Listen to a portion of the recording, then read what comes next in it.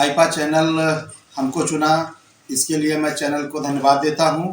और इस चैनल के माध्यम से हमारे बीच की जनता के बीच में हमारी बात को जाएगी, हमारी आवाज़ को जाएगी। इसके लिए मैं इस चैनल को धन्यवाद देता हूं। सरकार की जितनी भी योजनाएं हैं, मैं पूरी तरीके से गरीब, वंचित, शोषित जितने भी जनता मेरी थी, मैं सबके पास सरकार की जितनी भी नीतियां थी, जो लाभ लेना था, लाभ दिया मैंने। आईपा में आपका स्वागत है।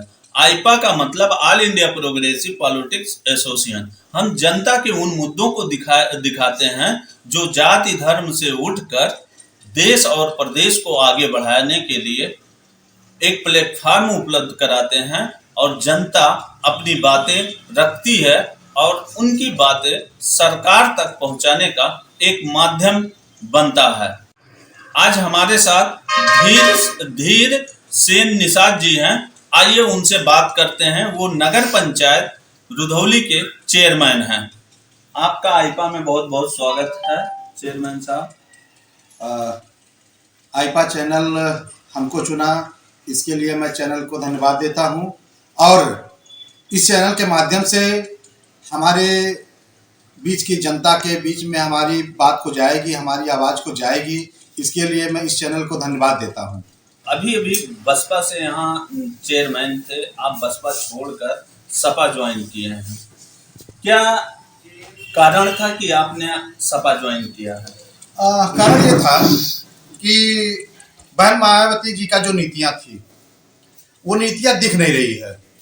चूंकि इस चुनाव में कोई भी नीतियां उनकी सामने आ नहीं रही है, ना मीडिया के सामने आ रही है, ना खुद आ रही है जनता के सामने। चूंकि मुझे ऐसा लग रहा है कि जो वायरल हुआ था वीडियो, शायद वो सत्य हो कि वह भाजपा का साथ दे रही हैं। मायावती जी, आपका कहने का मतलब है मायावती जी भाजपा का साथ दे रही, इसीलिए आपने पार्टी छोड़ा? जी, चूंकि जिस तरीके से मैंने 4 साल बिताया है, भाजपा के लोगों ने मेरे साथ इतना प्रताड़ना किया है कि आज वो मौका मुझे मिला है कि उसका बदला मैं ले सकूं और भाजपा का यहां से सुपड़ा साफ कर सकूं विधानसभा से। आप रुधौली नगर पंचायत के चेयरमैन हैं। क्या सरकार की योजनाएं जनता तक पहुंचाए हैं आप? सरकार की जितनी भी योजनाएं हैं, मैं पूरी तरीके से गरीब, वंचित, शोषित जितने भी जनता मेरी थी, मैं सबके पास सरकार की जितनी भी नीतियां थी, जो लाभ लेना था, लाभ दिया मैंने। उसमें कोई कोताही नहीं छोड़ा। लेकिन क्या करें, कुछ मजबूरियां मेरे साथ थी। चूंकि माननीय विधायक जी हमारा हमेशा विरोध किए, लेकिन मैं उनके सामने डट के खड़ा रहा और उनके सामने काम किया मैंने जनता के साथ बीच में। आप नगर पंचायत चेयरमैन हैं, क्या विकास किए? सड़क, नाली और बिजली, मूलभूत सुविधाएं जनता को चाहिए, ये सुविधाएं आपने उपलब्ध कराया? जी, आप सर्वे कर सकते हैं मेरे नगर पंचायत में। सड़क जो आज आजादी से लेके आज तक नहीं बना था, जो मेरे वार्ड नंबर 9 गुलाम सिंह नए गांव के नाम से जाना जाता है, आज तक मेरे चेयरमैन होने से पहले आज तक रास्ता था ही नहीं निकलने के लिए उस गांव के लिए कि रास्ता कोई था। अगर बीमार हो जाते थे लोग तो घाट पे वो लोग आते थे, वहां 2 पहिया जाने के लिए रास्ता नहीं था। मैं उस रास्ते को मैंने बनाया। महादेव सिंह रोड जो आज 22 सालों से पड़ा हुआ था, जो कि रुधौली का रीढ़ माना जाता है, चूंकि उस रोड पर 8 स्कूल हैं और वो पुरानी बाजार है, मैं उस रोड को मैंने बनवाया। और आपको बता देना चाहता हूं, अस्पताल रोड पे जाने के लिए कोई रास्ता नहीं था, मैं अस्पताल रोड को चौड़ीकरण करते हुए सीसी रोड मैंने बनवाया। ऐसे कई रास्ते ऐसे हैं, लगभग मैंने 250 रोड बनवाया है। आप जाके सर्वे कर सकते हैं। मैंने पेंशन लगवाया, मैंने लगभग 2500 से ऊपर मैंने आवास दिलवाया, आवास बन चुके हैं। लगभग 1000 से 1200 पेंडिंग आवास हैं जो कि कार्यरत पे हैं। आप एक जनप्रतिनिधि हैं, आपसे जनता मिलने आती होगी, अपनी समस्याओं को बताती होगी, तो उन समस्याओं का निदान कैसे करते हैं आप? जनता की जितनी भी समस्याएं होती हैं, अगर मेरे लायक नहीं भी रहती है, लेकिन उस मैटर को मैं सुलझाने की पूरी कोशिश करता हूं और सुलझा भी लेता हूं। जैसे आपने कहा कि सड़क मैंने हर मोहल्ले में बनवाया, साथ सबसे बड़ी समस्या जल जमाव की आती है, तो जल जमाव के लिए आपने क्या व्यवस्था जल जमाव के लिए मैंने नाली भी बनवाया है। उसके लिए मैंने एक प्रोजेक्ट बनाया है जो कि मैं शासन को भेजा हूं। शासन से जैसे स्वीकृत आती है तो उस जल जमाव का भी हम ज्यादा हद तक मैं निदान पा सकता हूं। इस समय आप नगर पंचायत के अध्यक्ष हैं। साफ सफाई जैसे अधिकतर देखा जाता है गंदगियां रहती हैं, तो उन गंदगियों को दूर करने के लिए जिससे शुद्ध वातावरण बन सके क्षेत्र में और जनता को शुद्ध हवाएं मिल सके, साथ ही बीमारियों से निजात मिल सके अगर गंदगी दूर हो जाए, तो ऐसे में साफ सफाई की व्यवस्था क्या आपके स्तर से है? साफ सफाई की व्यवस्था है। हमारे नगर पंचायत की सफाई कर्मी है, उनको 8 घंटे की ड्यूटी है। और मुझे लगता है इस पूरे जनपद में जितने भी नगर पंचायत या नगर पालिका हैं, आप सर्वे करा सकते हैं। देखिएगा नगर पंचायत रुधौली स्वच्छ सुंदर में आपको नंबर 1 मिलेगा, ये मैं गारंटी और मैं वादा करता हूं आपसे। आपने कहा कि मैं विधायक के प्रताड़ना से परेशान रहा, लगभग 5 साल से लगातार विधायक हमको प्रताड़ित करते रहे। कैसे प्रताड़ित करते थे, क्या मतलब जैसे कोई काम कर रहे हैं उसमें रोड़ा डालते थे या क्या कारण था? कारण यही है, जैसे मान लीजिए हमने कोई रास्ता बनवाना चालू किया, बनवाया, खत्म नहीं हुआ, उसके पहले वो जांच लगा दिए, लिख दिए पैड पे कि गुणवत्ता पूर्ण नहीं हो रहा है। उसी सड़क को एक बार नहीं 3-3 बार वो जांच कराते थे। अब आप बता दीजिए, उसी सड़क को अगर एक बार जांच हो गया, बता दिया सर्टिफाइड हो गया, फिर उसी को जांच करा रहे हैं, तो उससे हम परेशानी होंगे ना। हम अपनी जनता के बीच में परेशानी होंगे। हम जनता के बीच में रहना चाहते थे और रहते भी हैं, लेकिन कुछ ऐसे कारण हैं कि वो मुझे परेशान करते रहे। और देखिए मैं चुनाव जीता, चुनाव जीतने के बाद उन्होंने तुरंत मेरे पे आरोप लगा दिया कि इनका उम्र कम है। वो कोर्ट में मेरे साथ वो लड़ रहे हैं। अभी कोर्ट का कोई फैसला नहीं आया है।